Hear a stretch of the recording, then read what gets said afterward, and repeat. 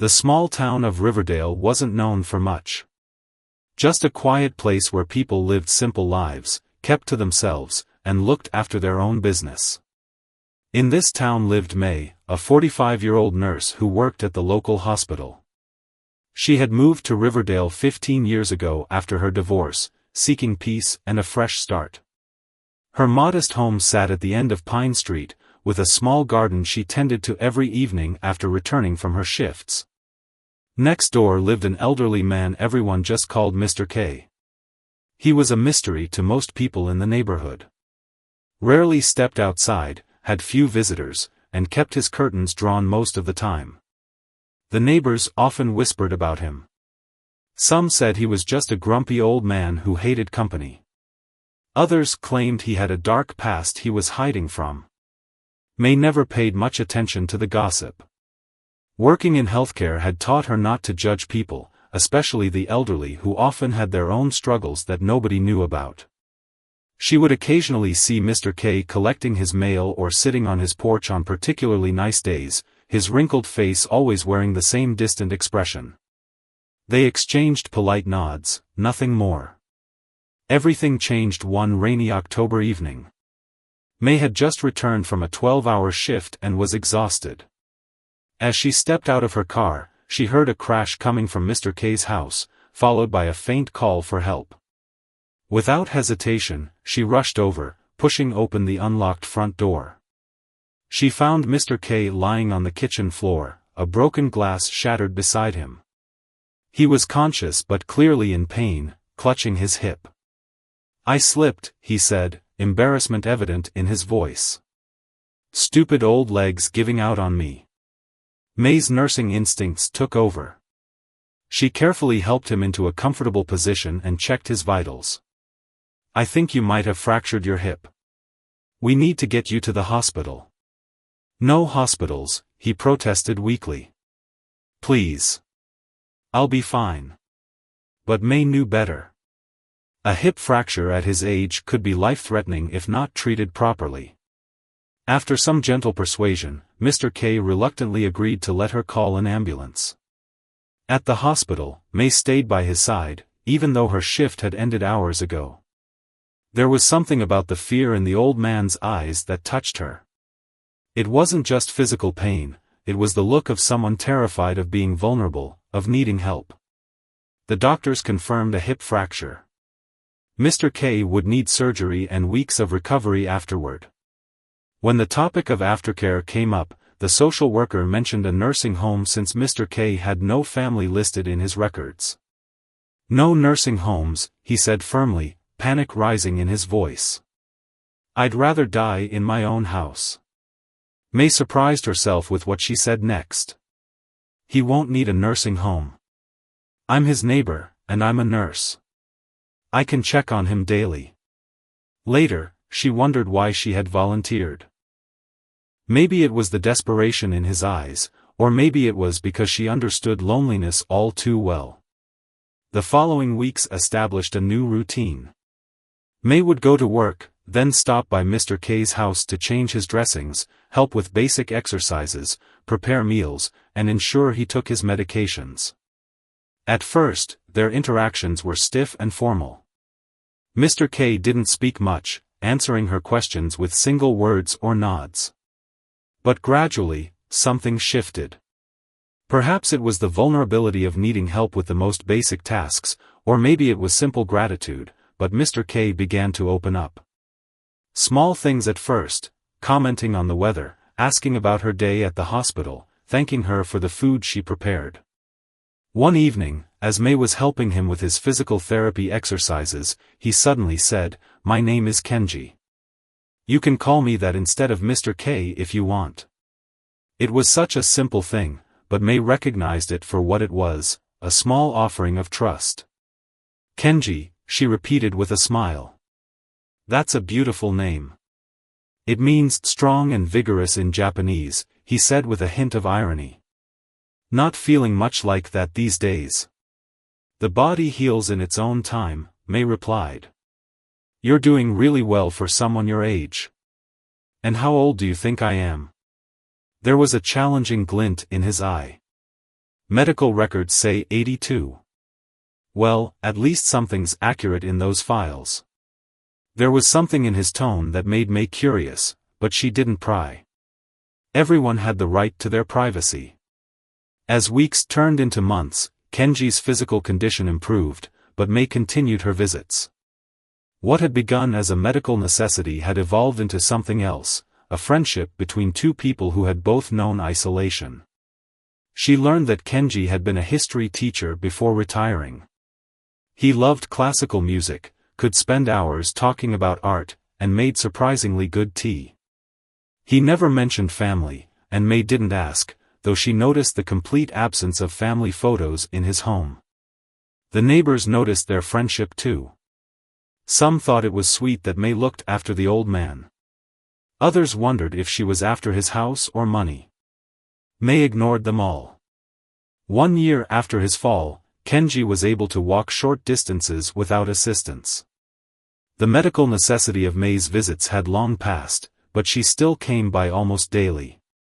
They would share meals, watch old movies, or simply sit in comfortable silence as Kenji read and May knitted. On Kenji's 83rd birthday, May brought over a small cake.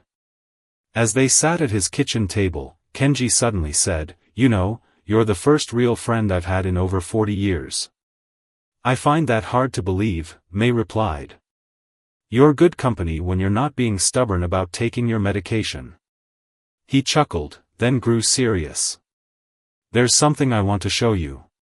He stood up slowly and gestured for her to follow him to a room she'd never entered, his study. The study was modest but neat, with bookshelves lining the walls. Kenji walked to a small safe hidden behind a painting, opened it, and pulled out an old leather-bound journal. "I've been thinking about showing you this for a while now," he said, his voice unusually solemn. "You've shown me nothing but kindness for over a year. You deserve to know who you've been helping." May felt a sudden apprehension. "Kenji, you don't owe me any explanations." "Maybe not. But I want to give them anyway." As he handed her the journal, May had no idea that what she was about to learn would change everything she thought she knew about her quiet neighbor. May took the journal with hesitant hands. The leather cover was worn, the pages yellowed with age. She looked at Kenji, who nodded encouragingly, his eyes showing a mixture of fear and resolution. "I haven't shown this to anyone in decades," he said quietly. "Read it when you're alone. Take your time. And afterward, if you don't want to come back, I'll understand." Those words sent a chill through May. What could possibly be in these pages that would make her not want to return? The Kenji she knew was kind, thoughtful, and occasionally stubborn, but nothing that would warrant such a dramatic statement. "I'm sure it won't come to that," she said, trying to sound reassuring despite her growing unease. Kenji just smiled sadly. "We'll see." That night, after returning home, May sat on her porch with a cup of tea, the journal resting on her lap. Part of her didn't want to open it. Whatever secrets lay inside had kept Kenji isolated for years. Did she really want to know? But curiosity and concern won out. She opened the journal and began to read. The first entry was dated June 12, 1971. The handwriting was neater than Kenji's current shaky script but unmistakably his. "Today I received my assignment. After 3 years of training, I am finally going to America. My handler says I should be proud. I was chosen because of my excellent English and my ability to blend in. My cover story is prepared. I am Kenji Tanaka, a Japanese immigrant seeking the American dream. In reality, I am Agent 623, and my mission is to gather intelligence on American military technology being developed at the research facility in Riverdale." May nearly dropped the journal. Riverdale had once been home to a military research facility, closed decades ago. But what shocked her more was the implication: Kenji had been a spy. She read on, her tea growing cold beside her. The journal detailed Kenji's early years in America, his careful integration into the community, the friends he made while always keeping his true purpose secret. He had taken a teaching position at the local high school, which gave him access to the children of scientists and military personnel working at the facility. As the entries progressed, something changed in Kenji's writing. His clinical reports about information gathered gave way to more personal reflections. He wrote about the kindness of his neighbors, the students who looked up to him, the growing conflict between his mission and his affection for the town and its people. An entry from 1978 caught May's attention. Today, Lily brought her son to class. She couldn't find a babysitter, and as principal, I told her it was fine. The boy sat quietly drawing pictures while his mother taught. During lunch, he gave me one, a crude drawing of me with a big smile, labeled, Mr. K, the best principal. I have it pinned above my desk now. I wonder what he would think if he knew who I really was, what I'm really doing here. These people trust me. They've welcomed me into their community, their lives. And I'm betraying them daily. The entries grew more conflicted over time. Kenji wrote about information he chose not to report, meetings with his handler he purposely misled. He was risking his life by disobeying orders, but something in him had changed. Then came a pivotal entry from 1981. There was an accident at the facility today. A chemical leak. Nothing that will make national news, they're covering it up, but 3 men died. Men whose children I teach, whose wives I know. Men who invited me to their homes for dinner. And it happened because of information I passed along. My handler says it wasn't my fault, that these things happen in our line of work. But I saw Lily comforting Thomas's son today, telling him his father was a hero. The boy was wearing the baseball cap Thomas always wore. I did this.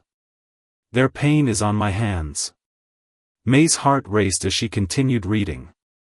The next entries detailed Kenji's plan to disappear. He couldn't continue his mission, but he couldn't simply walk away either. His handlers wouldn't allow it. So he devised an elaborate scheme to fake his own death, creating a new identity in the process. June 25, 1982, today, Agent 623 died in a boating accident on Lake Michigan.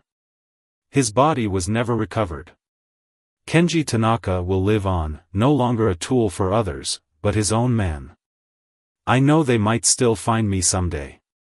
I'll never stop looking over my shoulder. But I can't continue being part of something that hurts innocent people. I choose this town, these people, over the mission I once believed in. The final pages explained how Kenji had lived the next 40 years in quiet seclusion, always afraid his past would catch up to him.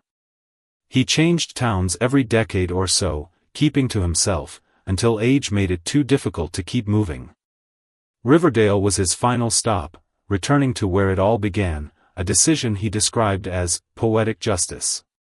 The last entry was dated just 1 week ago. May brought flowers today. Yellow daisies for my window. She said the room needed some color. This woman has shown me more kindness in 1 year than I've known in decades. She deserves the truth, even if it means losing her friendship. I'm tired of living with secrets. I'm tired of being afraid. Whatever comes after she knows, at least there will be honesty between us at the end. May closed the journal, her mind reeling. The kind, sometimes grumpy old man next door had been a foreign spy who had a change of heart, who had lived in fear for decades. Her first instinct was disbelief. This had to be fiction, the imagination of an elderly man. But the details were too specific, the emotions too raw. She looked across to Kenji's house. A light was still on in his living room. He was waiting, probably wondering if she was reading the journal, if she would ever speak to him again. May didn't know how to feel. Part of her was shocked, even angry at the deception. But another part remembered the Kenji she knew, the man who refused to watch war movies because they glorified suffering, who always donated to the children's hospital despite his limited pension, who teared up when he talked about his former students. Tomorrow, she would have to face him. Tomorrow, she would have to decide what this revelation meant for their friendship. But tonight, she sat on her porch, watching his window, trying to reconcile the spy from the journal with the vulnerable old man who had become such an important part of her life. May barely slept that night. Each time she closed her eyes, fragments of Kenji's journal flashed through her mind. The young spy arriving in America. The conflicted man growing attached to the community he was supposed to betray. The accident that changed everything. She tossed and turned until dawn broke, painting her bedroom walls with soft orange light. By morning, she still hadn't decided what to do. Part of her wanted to call the police. Wasn't that her duty as a citizen? But what would she even say? My 83-year-old neighbor used to be a spy 40 years ago? It sounded absurd, and even if they believed her, what good would come of it now? Kenji was an old man who had already lived with his guilt for decades. She made coffee and took it to her porch, watching Kenji's house. His morning routine was predictable. He usually opened his curtains at 7, shuffled to get his newspaper at 7:30. Today, the curtains remained closed. Was he too anxious about her reaction to follow his normal schedule? Or was he preparing to disappear again, fearing she might expose him? By 9 o'clock, May couldn't bear the uncertainty any longer. With the journal tucked under her arm, she walked across to Kenji's house and knocked on the door. No answer. She knocked again, louder. Kenji? It's May. Please open the door. Still nothing. Worry began to replace her confusion. What if something had happened to him? What if the stress of revealing his secret had triggered a health crisis? She had a spare key for emergencies. This certainly felt like one. She unlocked the door and stepped inside. Kenji? The house was quiet, but nothing seemed out of place. No signs of hasty packing or departure. She moved through the living room, then the kitchen. Everything was as it should be. She found him in his study, sitting in his old leather chair by the window, staring out at the garden. He didn't turn when she entered, but his shoulders tensed slightly. You came back, he said softly, still looking outside. Did you think I wouldn't? I wouldn't have blamed you if you hadn't. May placed the journal on his desk and sat in the chair opposite him. For a long moment, neither spoke. The ticking of the old grandfather clock in the hallway punctuated the silence. Is it all true? She finally asked. Were you really a spy? Kenji nodded slowly, finally turning to face her. His eyes were red-rimmed, as if he'd been awake all night too. Every word. Though it feels like I'm talking about someone else's life now. Someone I used to be. Why tell me now, after all these years? Kenji's gaze dropped to his hands, the liver spots and pronounced veins mapping a life she now realized she knew very little about. When you get to my age, you start thinking about the end. About what matters. I've lived with lies for so long that they became normal, comfortable even. But then you came into my life, showing me genuine kindness, expecting nothing in return. He looked up at her. I couldn't die with you never knowing who you really helped. It felt like one more betrayal. And the accident?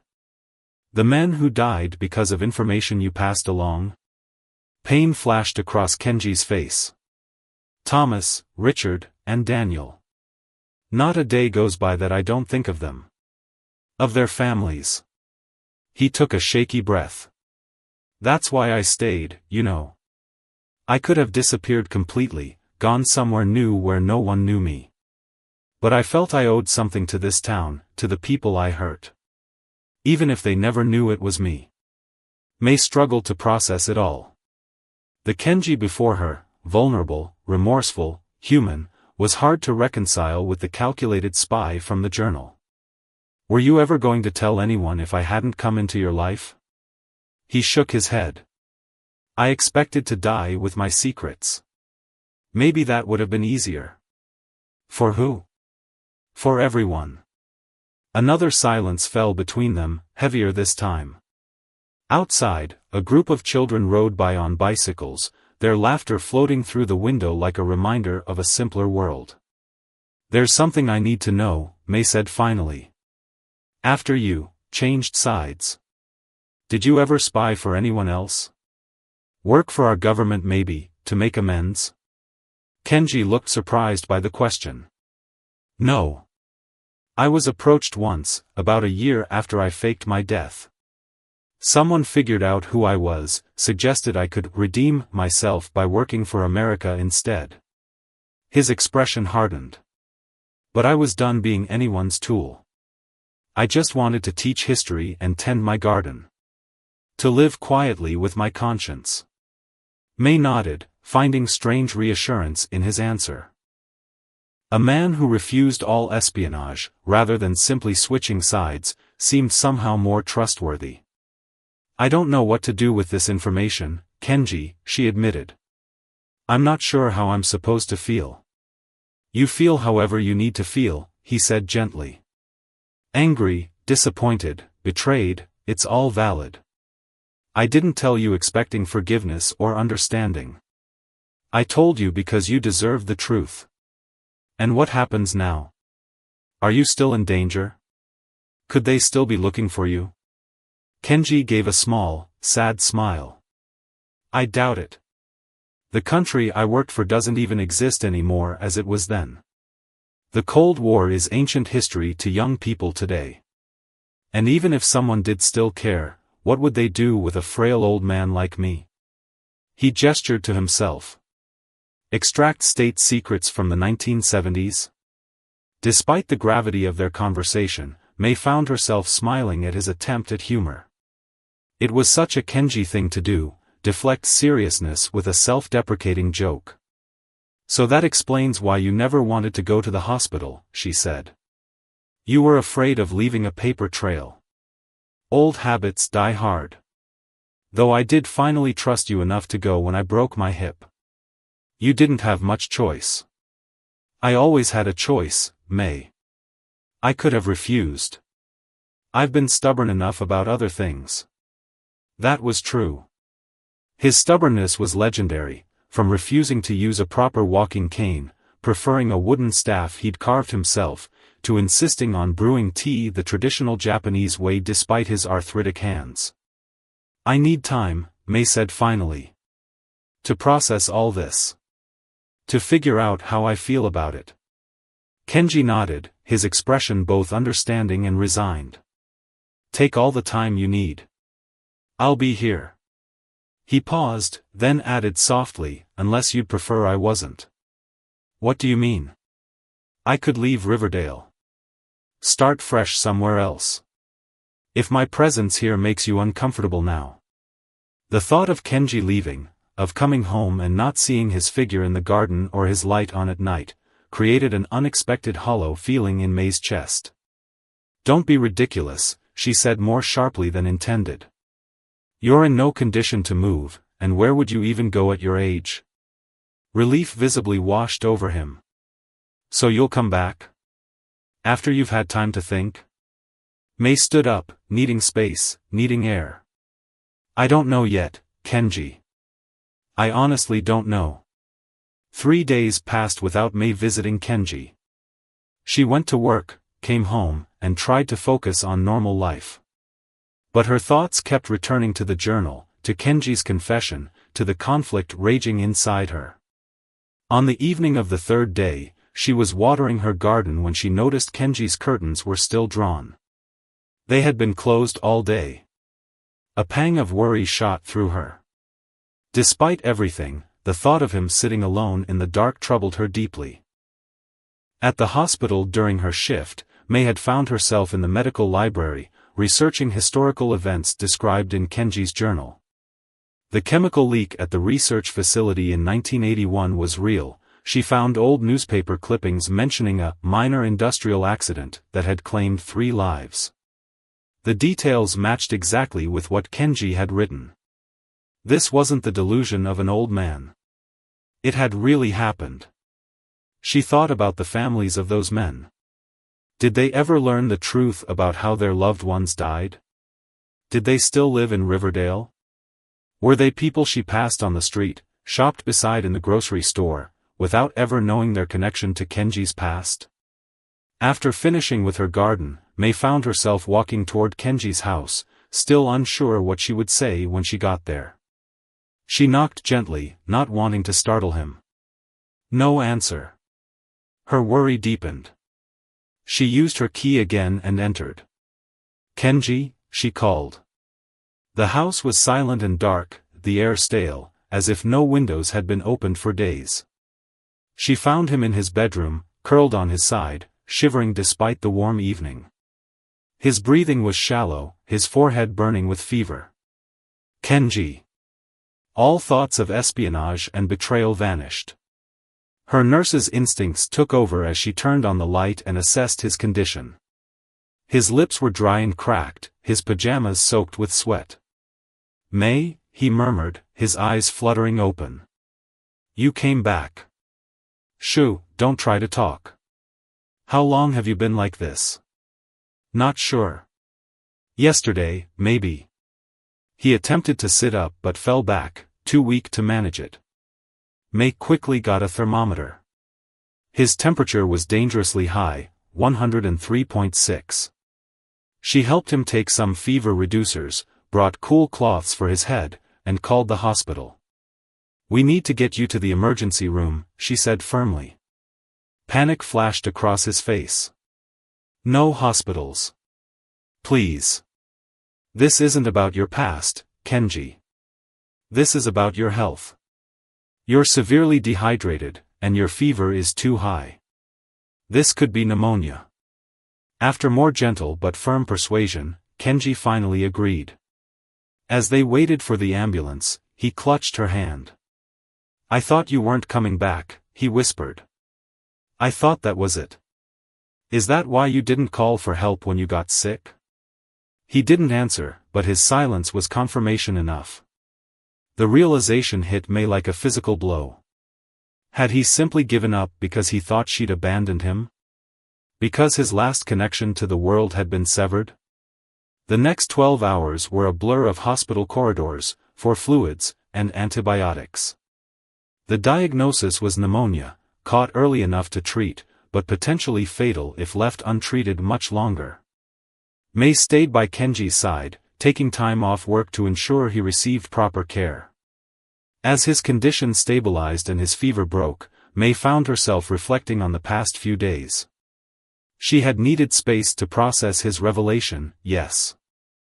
But in her confusion, had she forgotten that he was still a vulnerable old man who depended on her? Who had no one else?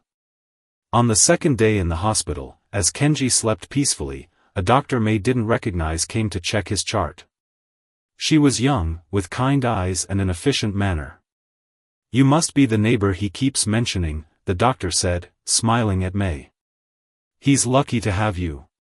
Many elderly patients don't have anyone checking on them." "I should have checked sooner," May replied, the guilt still fresh. "You caught it in time. That's what matters." The doctor reviewed Kenji's vitals, then added, "He'll need careful monitoring for a while after discharge. His age makes him vulnerable to relapse." "I'll take care of him," May said, and realized she meant it. Whatever his past, whatever he had done, she couldn't abandon him now.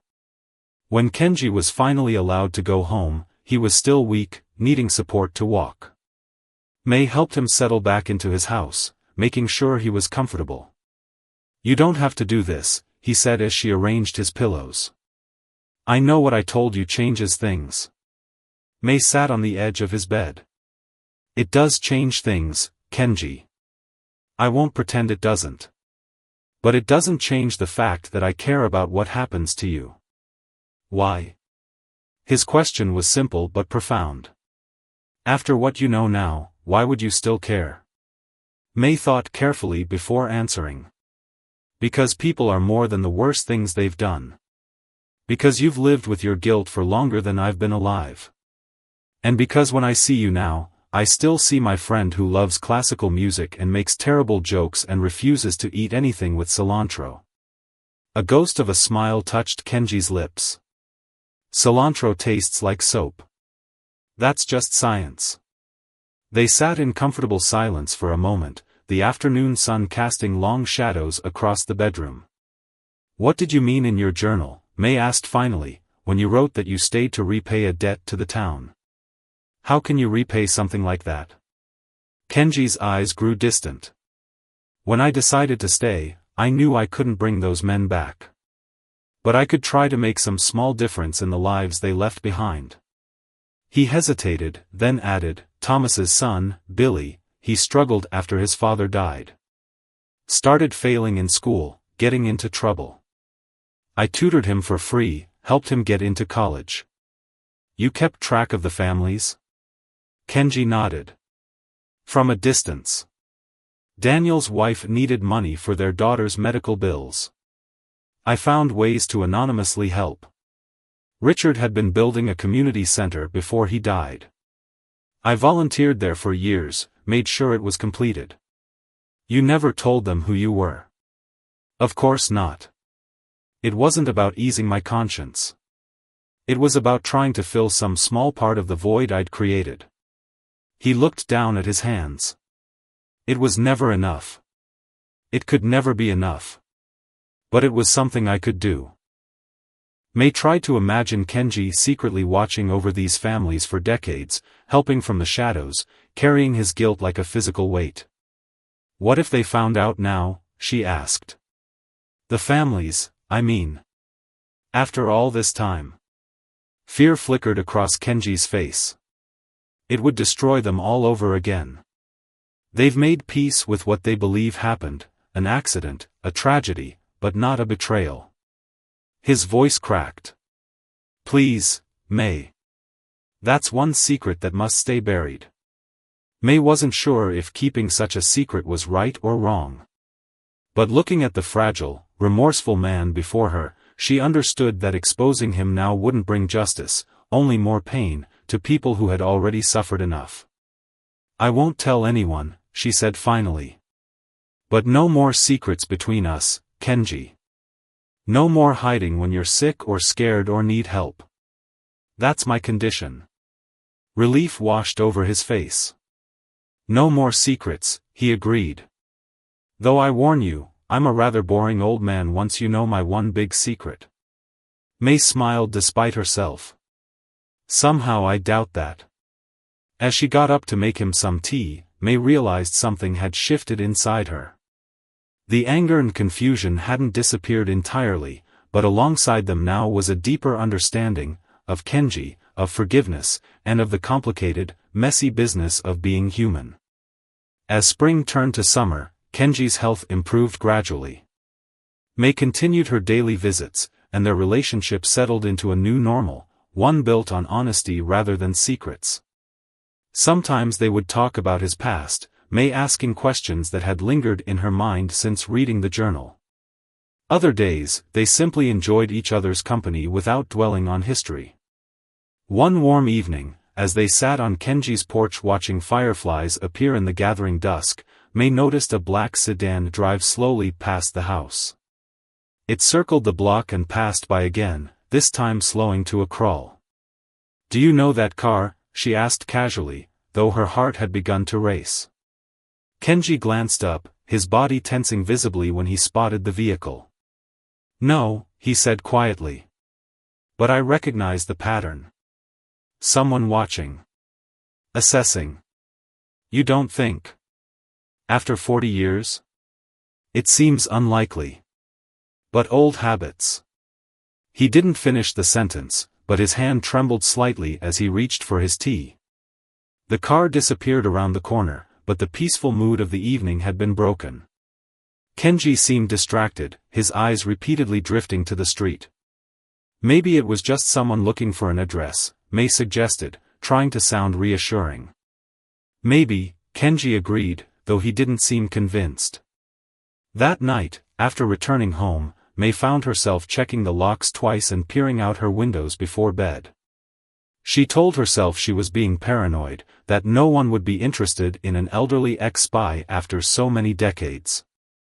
But sleep eluded her nonetheless.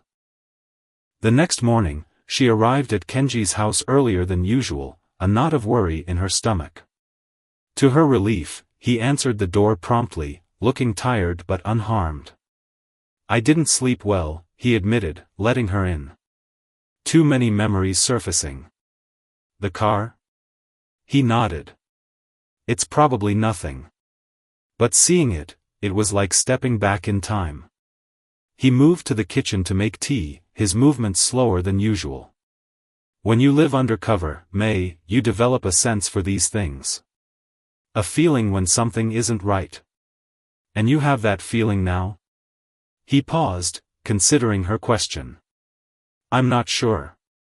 At my age, it could just be paranoia." Throughout the day, May found herself watching the street more carefully as she went about her errands. The black sedan didn't reappear, and she began to think they had indeed overreacted. But 3 days later, while shopping at the local grocery store, she noticed a man she didn't recognize watching her from across the produce section. He was middle-aged, with an unremarkable face that somehow seemed designed to be forgotten. When their eyes met, he didn't look away immediately as strangers typically would. Instead, he held her gaze for a moment too long before casually turning to examine a display of apples. A chill ran through her. Was she now seeing threats everywhere because of Kenji's story? Or was someone actually watching them? She decided not to mention the incident to Kenji, not wanting to fuel his anxiety. But that evening, as they played their usual game of chess, a knock at the door made them both freeze. "Are you expecting anyone?" May whispered. Kenji shook his head, his face suddenly pale. "No one ever visits me besides you." "Stay here," May said, rising from her chair. "I'll see who it is." "May, wait." But she was already moving to the door, her heart pounding. Through the peephole, she saw a young woman, perhaps in her late 20s, standing on the porch. She had dark hair pulled back in a ponytail and wore casual clothes, jeans and a light sweater despite the summer heat. "Can I help you?" May asked through the door. "I'm looking for Mr. Tanaka," the woman replied. Her voice was pleasant, with no trace of threat. "Is this his residence?" May hesitated, then cracked the door open slightly, keeping her foot wedged against it. "Who's asking?" The young woman smiled politely. "My name is Hana. Hana Watanabe. I believe Mr. Tanaka knew my grandfather." Behind her, May heard Kenji's sharp intake of breath. She turned to see him standing in the hallway, leaning heavily on his walking stick, his face a mask of shock. "Watanabe," he whispered. "That's impossible." Something in his reaction made May open the door wider. The young woman's eyes moved past May to the old man, and her smile faltered slightly.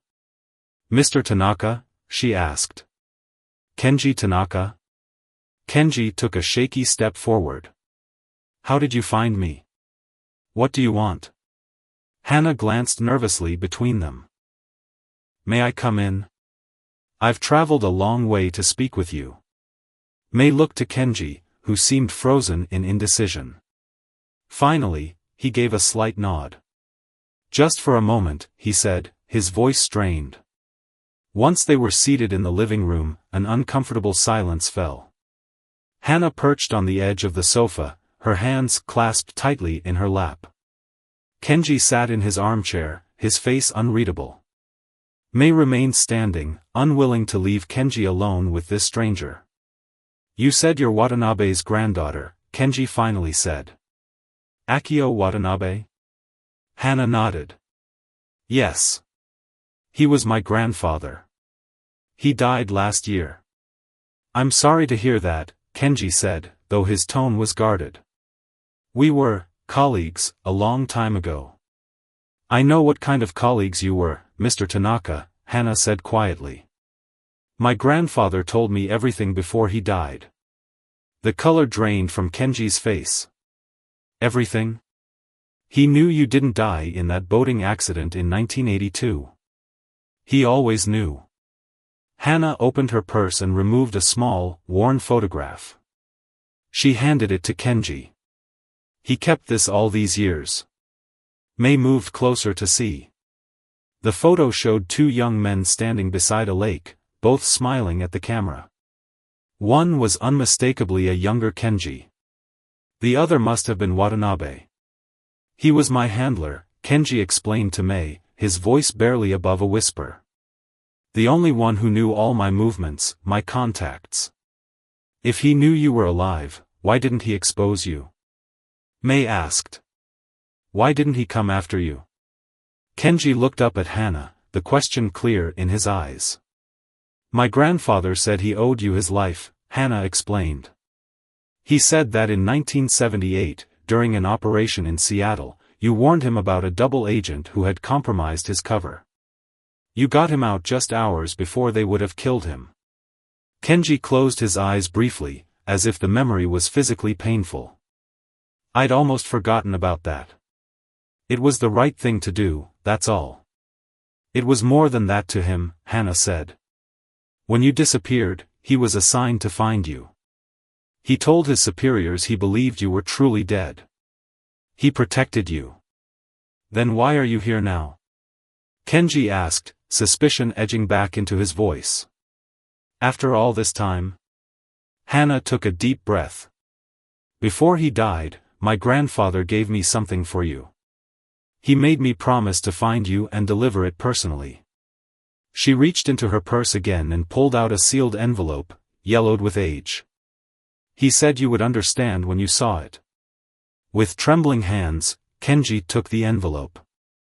The room was silent except for the sound of paper tearing as he carefully opened it. Inside was a single sheet of paper and what looked like an old identification card. As Kenji read, his expression transformed from wariness to disbelief, then to something May couldn't quite name, relief, perhaps, or a deep, complex grief. What is it? May asked gently. A death certificate, Kenji said, his voice breaking. For Agent 623. Officially declared dead in 1992, 10 years after my disappearance.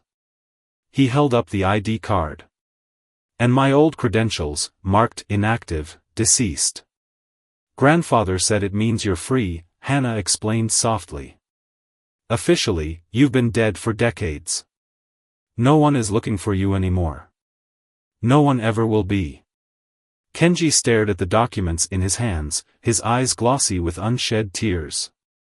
For 40 years, he had lived in the shadows, always looking over his shoulder, always prepared to run at the first sign of danger. And now, with a few pieces of paper, the life sentence he had imposed on himself was suddenly lifted. I don't understand, he said finally, looking up at Hana. Why would your grandfather wait until now? Why not tell me years ago that I was safe? Hana's expression softened. He tried to find you several times over the years. But you were good at disappearing. There was a hint of pride in her voice.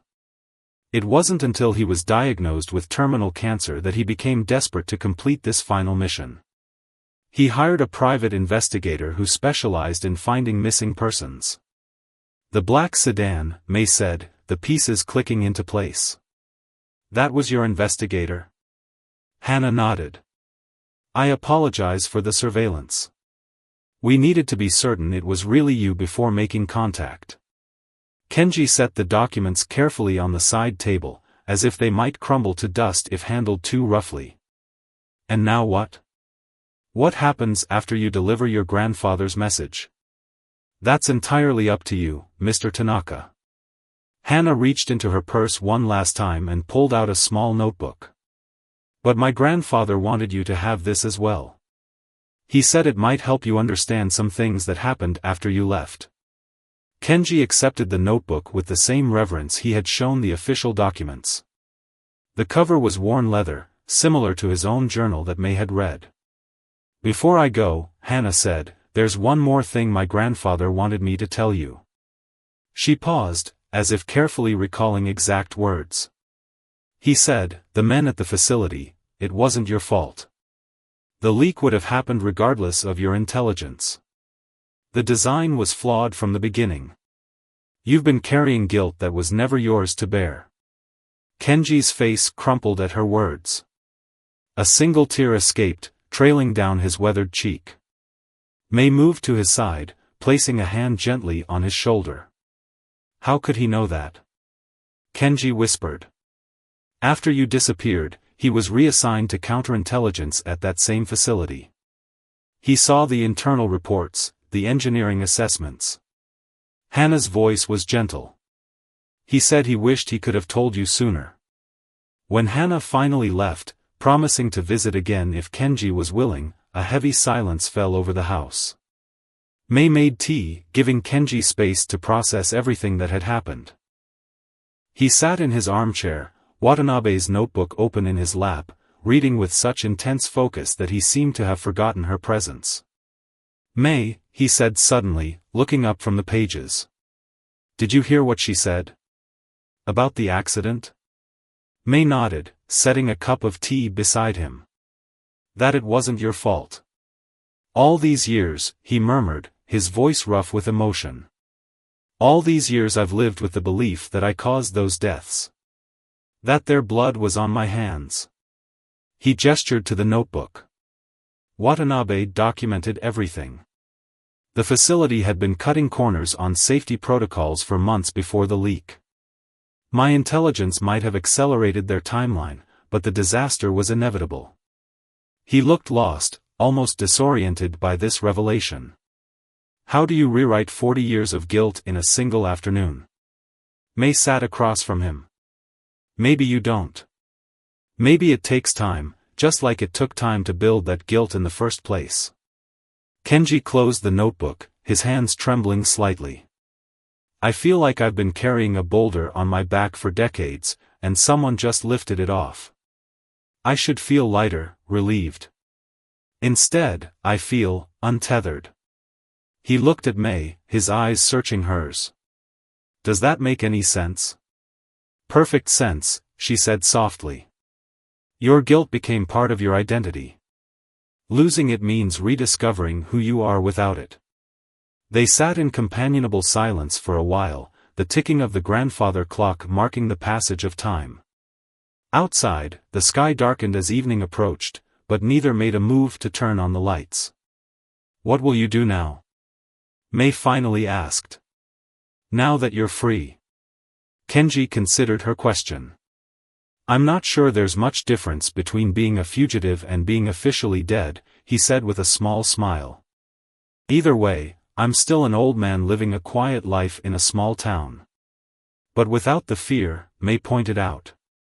Without always looking over your shoulder. Without the fear, he agreed. That will take some getting used to.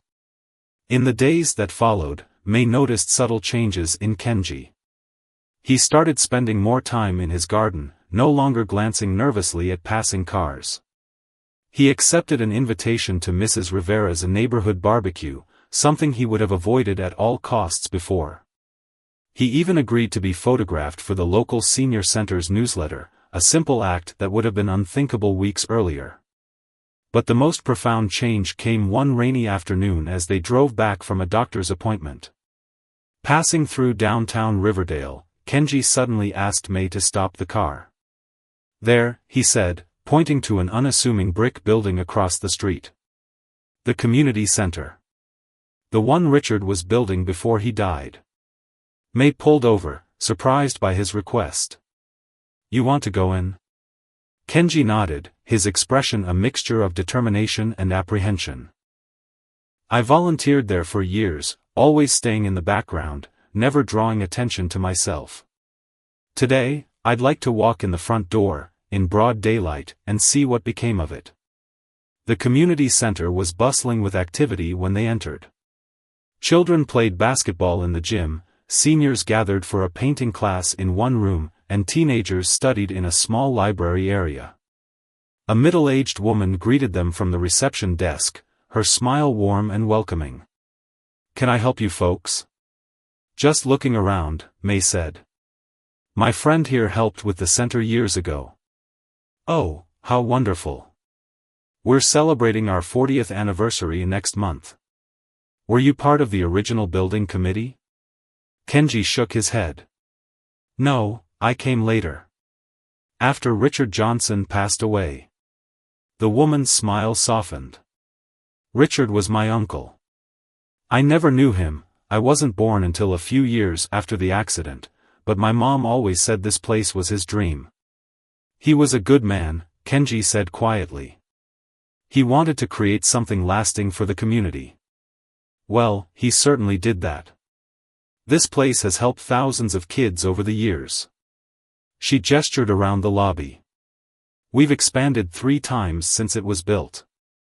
Uncle Richard would have been proud. As they toured the facility, May watched Kenji's face.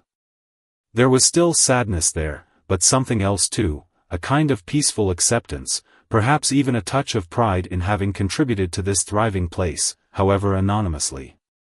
When they reached a wall of photographs documenting the center's history, Kenji stopped abruptly. One picture showed a group of volunteers painting the original building. In the background, partially obscured but definitely recognizable, was a much younger Kenji. "That's you," May whispered, squeezing his arm gently. "Yes," he said, his voice thick with emotion. "That was during the first renovation. We were turning the old storage room into the library." A teenage girl approached them, curious about their interest in the old photographs. "Are you looking for someone specific?" "My mom runs the Historical Society, she knows everything about Riverdale's history." Kenji looked at the eager young face before him and, for the first time in May's memory, didn't shy away from the attention. "No, just remembering old times," he said with a smile. "It's good to see this place still helping people after all these years." As they left the community center, walking side by side through the light rain, Kenji seemed lighter somehow, as if each step carried less of a burden than the last. "Thank you for bringing me here," he said, taking May's hand. "For helping me face this." "You're the one who wanted to come," she reminded him. "That took courage." "Not courage," he said thoughtfully. "Just finally understanding that sometimes, running away isn't the answer. Sometimes, you have to turn and face your past before you can truly move forward." May squeezed his hand, understanding that this small outing represented something monumental for Kenji, the first step toward reclaiming a life lived in the open, without fear or shame or false identities.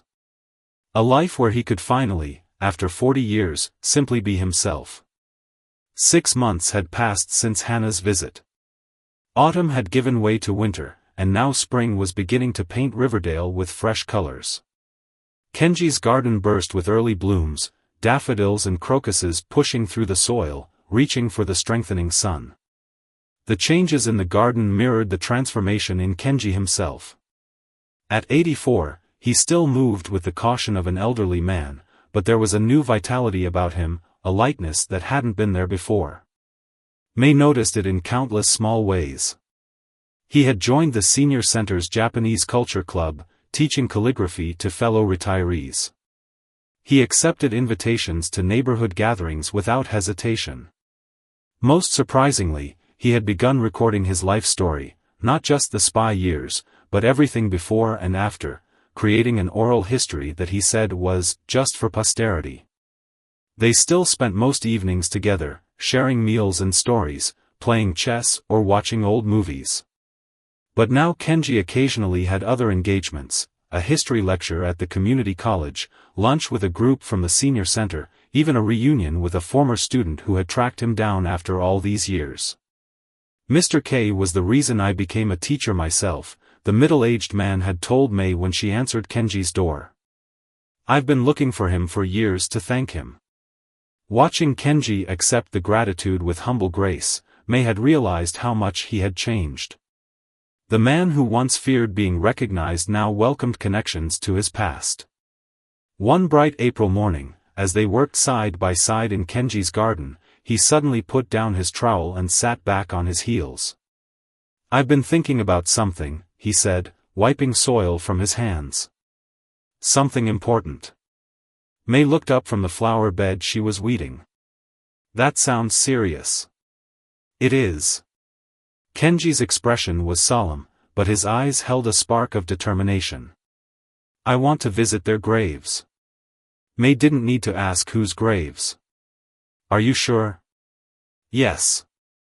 He looked out across the garden, toward the distant mountains. For 40 years, I've been too afraid to pay my respects properly. Now that I know the truth, that the accident wasn't directly my fault, I still feel responsible in some way. I was part of the chain of events. I want to acknowledge that. To honor them. Do you know where they're buried? Kenji nodded. Riverdale Cemetery. I looked it up last week. Thomas, Richard, and Daniel, they're all there. The following Sunday dawned clear and mild. May drove while Kenji sat quietly in the passenger seat, 3 small bouquets of flowers from his garden resting on his lap. When they arrived at the cemetery, he hesitated only briefly before leading the way through the rows of headstones, as if he had made this journey many times before. I studied a map, he explained, seeing May's questioning look. I wanted to know exactly where to go. The 3 graves were in different sections, and they visited each one in turn. At each site, Kenji placed flowers, then stood in silence for several minutes, his lips moving slightly in what appeared to be a Japanese prayer. May kept a respectful distance, understanding that this moment was deeply personal for him. At the final grave, Daniel Walker's, an elderly woman was already there, arranging fresh flowers in a stone vase. She looked up as they approached, mild curiosity in her eyes. Kenji froze, recognition flashing across his face. May touched his arm gently, feeling the sudden tension in his body. We can come back later, she whispered. But Kenji shook his head slightly and continued forward, stopping a respectful distance from the woman. Excuse me, he said softly. I don't mean to intrude. The woman smiled kindly. Not at all. Are you here for Daniel too? Kenji nodded, words seemingly failing him. Did you work with him? She asked. At the research facility? No, Kenji replied after a moment. I was a teacher at the high school. I knew of him through the community. The woman's face brightened. Oh. You must be Mr. Tanaka. Daniel's son Joey mentioned you several times. Said you helped him get through high school after his father died. May watched as Kenji absorbed this, emotion washing over his face before he carefully composed himself. Joey was a bright student. He just needed some guidance during a difficult time. Well, he never forgot your kindness. He's a professor now, at the State University. She extended her hand. I'm Elaine, Daniel's wife, widow, I should say, even after all these years. Kenji gently shook her hand.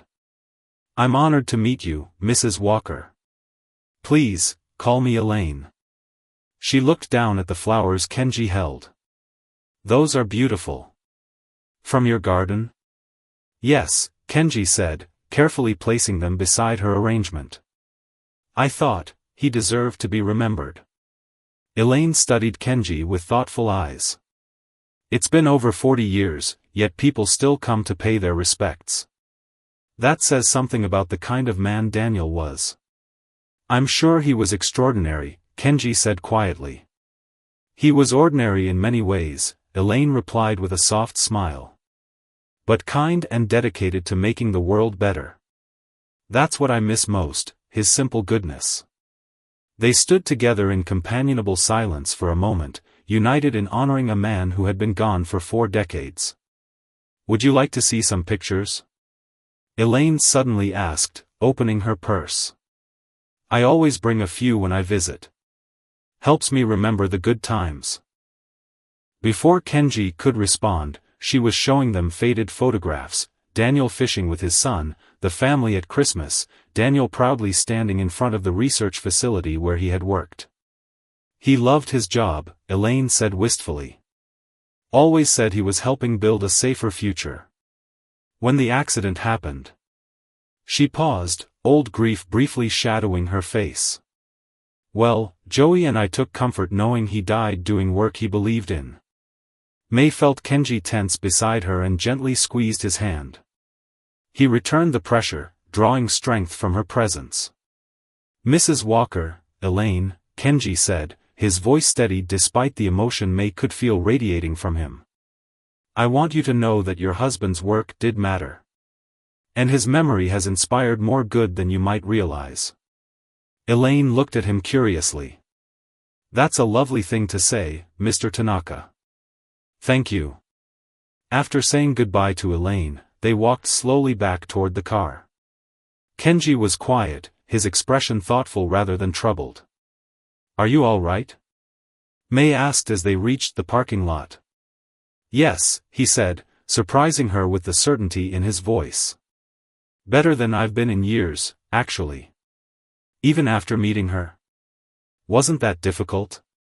Kenji paused, looking back toward the cemetery. "It was unexpected. But necessary, I think." Seeing her, hearing her speak of him with such love after all these years, it made Daniel real to me in a way he hadn't been before. Not just a name or a photograph or a weight on my conscience. A person with a family who still remembers him. And that helps? In a strange way, yes. Kenji turned to her, his eyes clear and calm.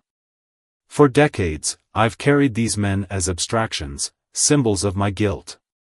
Today, I honored them as people.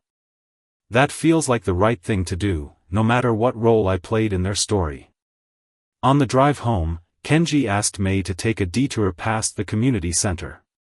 As they approached, they saw children playing in the new playground that had been installed the previous fall, laughing, running, living their lives in a space that had grown from tragedy into something life-affirming. "Look at that," Kenji said, a genuine smile spreading across his face. "Something good endures." Later that evening, as they sat on Kenji's porch watching the sunset paint the sky in brilliant oranges and pinks, May realized something had fundamentally shifted. The man beside her was no longer defined by his past, neither his years as a spy nor his decades in hiding.